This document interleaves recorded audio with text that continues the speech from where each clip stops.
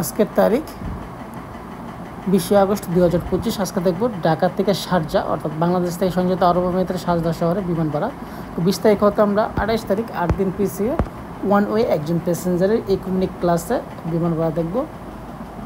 যদি দেখি ঢাকা থেকে শারজা সবচেয়ে সস্তা যে ফ্লাইটটা এটা হলো 80,834 টাকা। এটা আপনাকে ট্রানজিট নিতে হবে দিল্লিতে, বেশ বড় ট্রানজিট। তাছাড়া আপনার 83,569 টাকা ইউজ বাংলা এয়ারলাইন্স সরাসরি চলে যাবেন। তারা এয়ার ইন্ডিয়া বেশ কয়েকটা ফ্লাইটই অ্যাভেলেবেল আছে, যে এটা 93,535, কিন্তু আমার সার্ভারে এয়ার আরবিয়া শো করছে না। কাতার এয়ারওয়েজ 1,45,340 টাকা।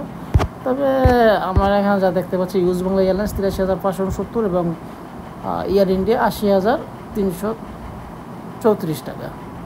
এই ফ্লাইটটি অ্যাভেলেবেল আছে।